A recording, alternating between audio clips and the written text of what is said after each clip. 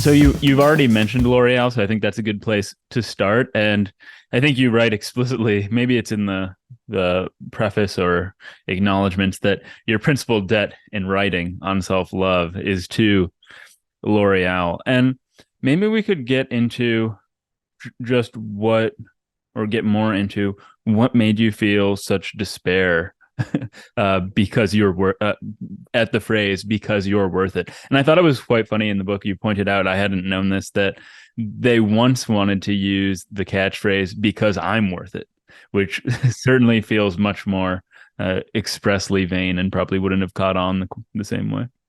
Well, exactly. Um, I mean, I'm still not sure I got to the bottom of it, but my own understanding of my emotions was that I think this is still my understanding, that the advertising slogan is based on an almighty lie, because the appeal is basically to people who feel they're not worth it. They're not in the same ballpark as the models, the people who are photographed looking proud and disdainful and narcissistic on the catwalks or in the perfume advertisements. And there's people who aspire to that or fear that they're not up to it in some way. So the real slogan should have been because you're not worth it. You'd like to be, but you'd like to be. And here's a promise, and here's another lie, of course. The promise is that if you buy our goo, you will become like the person in the ad, and happy and contented and somebody the world worships and who doesn't have to pay too much attention for other people and so on.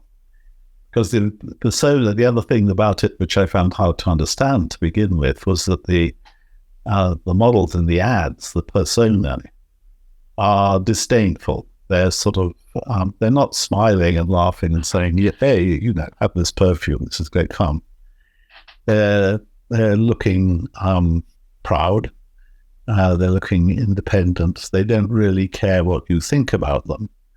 I mean, that's not the only persona that's projected in those ads, but it was a large part of it.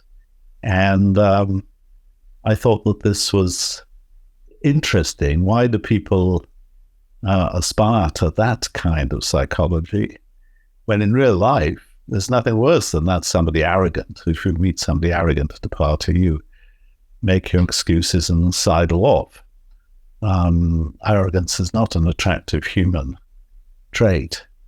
And yet the models look arrogant. At least that was my take on them. And in a way disdainful. They look through us or past us.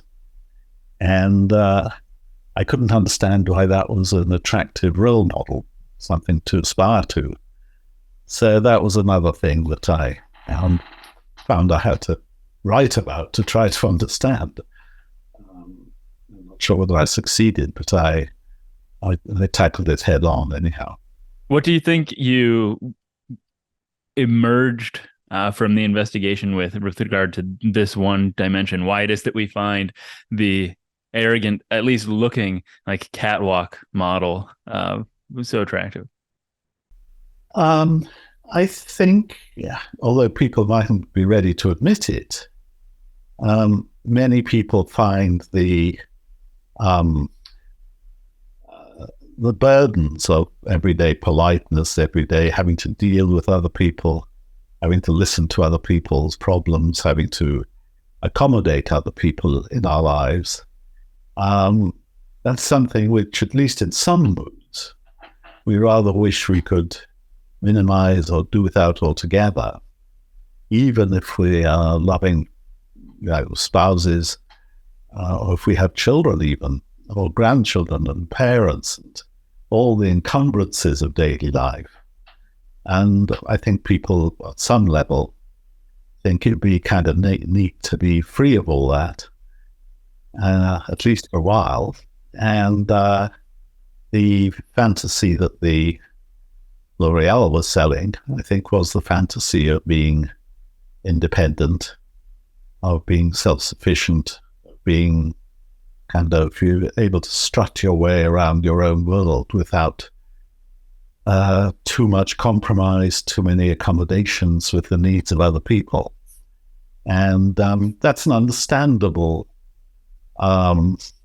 ambition, I think, for people. It's understandable that they, at least at some level, fancy that as sort of a kind of dream, ideal. And so it's not a particularly attractive trait of human beings. I think we are deeply social animals. And if we regret society, then I think that's a fault in us. But it's there, and how it proved attractive. It was a very successful campaign. Mm-hmm. The first thing that comes to mind for me as somebody with, I guess, low self-esteem and then a lot of social anxiety is the idea of seeing the arrogant looking, somewhat beautiful model. You think of, if you put this goop, to use your word, on your face and it transforms you into this sort of person, then you just have this carefree attitude and no longer have to be burdened by your feelings of inadequacy and how other people are judging you. And in a sense, it becomes a sort of, it's just goop, but it becomes armor for you. Become armor. Well, as I said, I think you put it very well, and probably better than I put it. But the actual appeal, the money that's pouring into L'Oreal, I think does come largely from people who are afraid of being inadequate or feel that they're inadequate. They feel stressed. At the extreme, of course, they may feel, in some sense, ugly or handicapped, or in some sense, below the bar for human society. And so, of course, such people may have very serious needs. And a dream is one answer to a need of that kind. So, yes, I think that's right. What is not the case is that the goop will give you the solution. Right. I just read this brilliant book by Joyce Carol Oates called Them. And have you read that book? Well, I haven't, I'm afraid. Okay. One of the central, I think, ideas, though, is that no matter where we are in society or in life, even if we're the poorest of the poor or whatever, we always need to point at somebody else and think that we're better than them. And I see that with also the goop, putting the goop on your face. It sort of elevates you to this point where you can look down at other people. But it also, this idea points to this distinction between two different types of vanity that you identify in the book. Yeah, right. Yes, the one type of vanity is that of the persona, the model, with the conceit, as it were, or bordering on narcissism, extremist narcissism. I only care about myself. I don't care about anyone else. And that can be described as a kind of vanity. But I think narcissism or conceit is possibly a better word.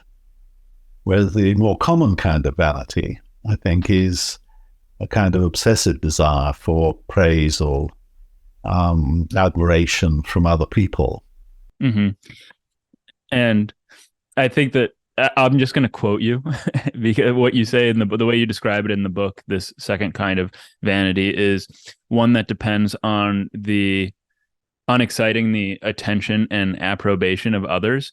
And going back to what I was saying earlier, you're not just putting on this goop as a form of armor to be immune from other people's criticisms or their watchful eyes, but it's much stronger than that. We all have this desire because we're social animals. The most important thing for us is status and to be loved and admired. And we see that we have such a poverty of inward self. I guess that's kind of redundant, but self-esteem that's sort of welling up within us as if from an internal spring that we need to get it from other people. And that's one of the things that this advertising campaign is preying upon. Oh, yes, absolutely. That's right. And of course, the difference then between that kind of vanity and what I call in the book proper pride. Yeah.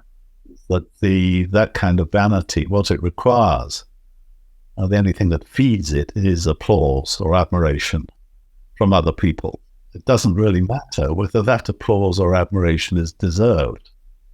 So long as it's obtained, the rat is fed, the need is gratified. Whereas proper pride, you need to be doing something well in your own eyes. And it need not matter whether other people appreciate it or not. As craftsman might work by himself, herself, on a particular piece of work and regard it as a good day's work and feel satisfied if they've done it as best they can or done it as best it could be done. And that's a source of satisfaction. And if that's your source of satisfaction, you're not likely to be vain in that second sense, because you would feel sort of,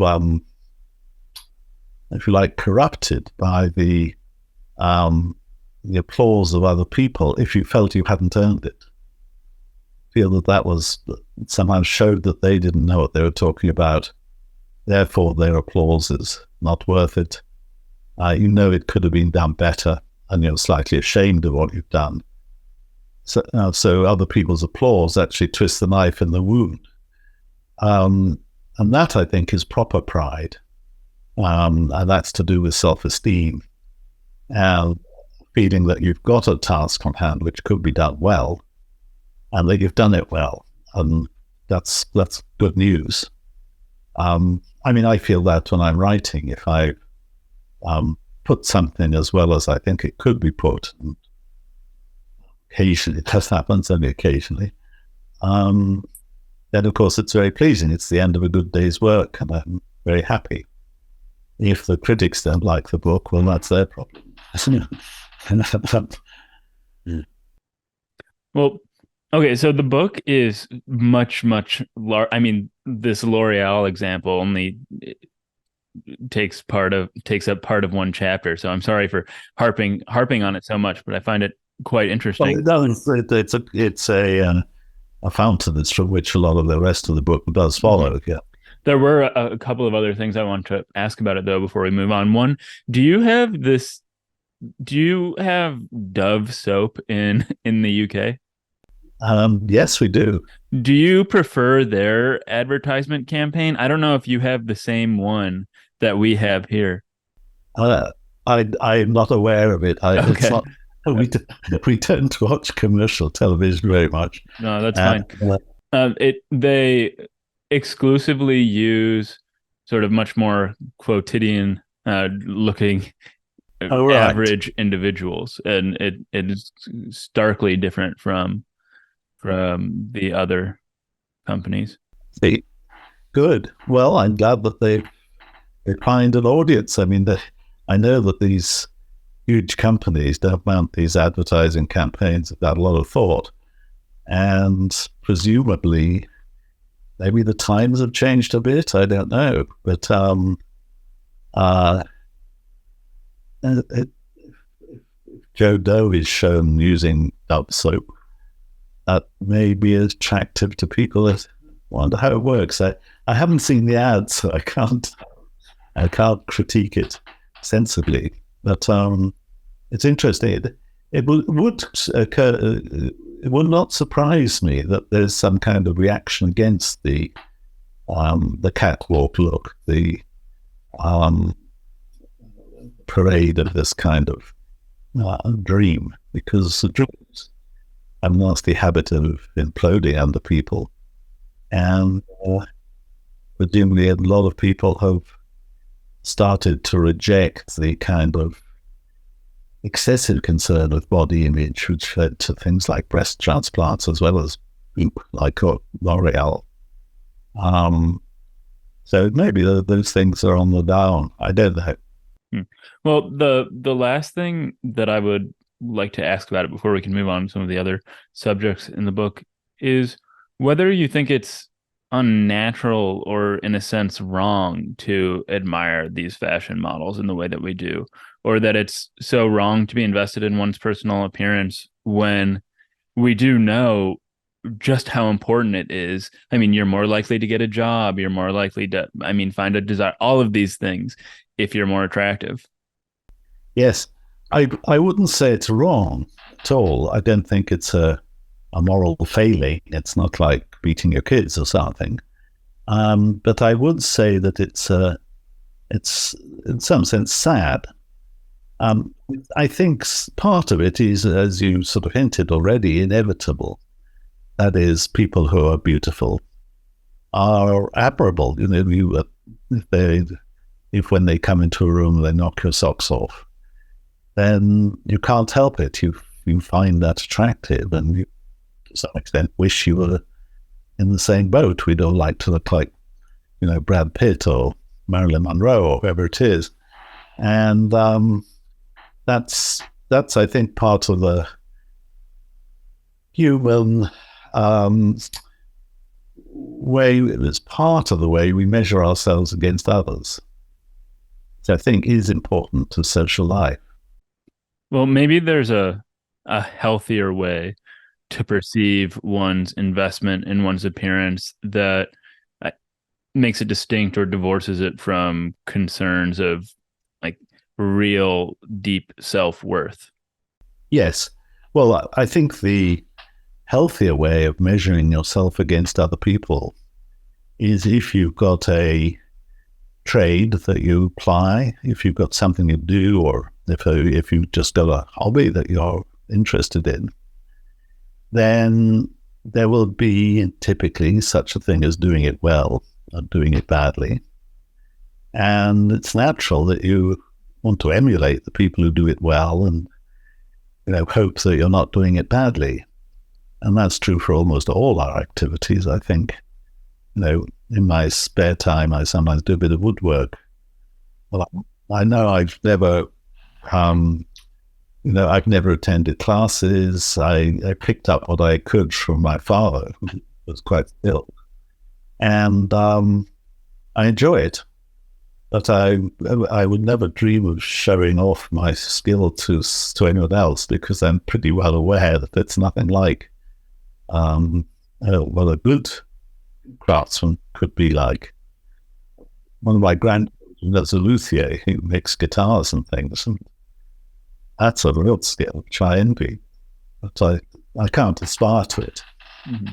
I play the drums, and I actually do the introduction to these episodes when they're on YouTube and completely edited as my drumming. But it's not something that I'm particularly good at, but I do it every day for 20 or 30 minutes. And it's just, it does gives me a sense of good feeling and value, just that I'm getting better at something.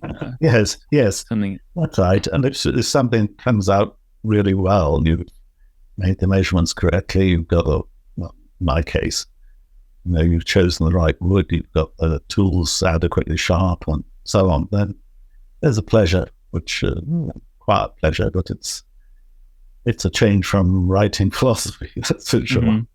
But a big difference, I guess, between the drumming or the woodworking and the beauty is that the former comes from concerted effort and investment. And that isn't to say that you can't spend a lot of time in the bathroom trying to make yourself pretty, but a lot of that is genetic. It's not something that you as the self have engendered.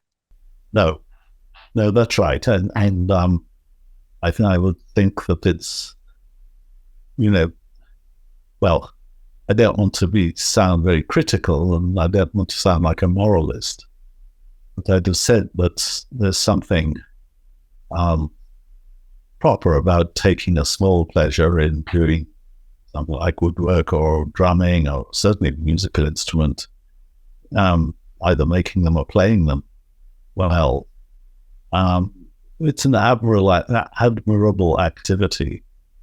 Whereas if you go down amongst your friends in the bar and say, gosh, I really worked hard today, I spent an hour on my makeup, then I don't think you could expect much admiration. Even if you're unless you're in a very strange subgroup of humanity. Right. Yeah, granted, I mean, there are exceptions. I mean, makeup art is a serious thing, but that's different from what we're talking about. Yes, that's right, it is. Yeah. And of course, there's also, I mean, skill in modeling. And we're not saying that models actually, as people, necessarily embody the sort of arrogance that we were describing earlier, but it is what is projected in the advertisements for a specific purpose. Oh, yes, I'm quite clear about that in the book. Say the actual model may be a poor anorexic girl or something, very low self-esteem, but she knows how to look the part, and that's all that's required of her.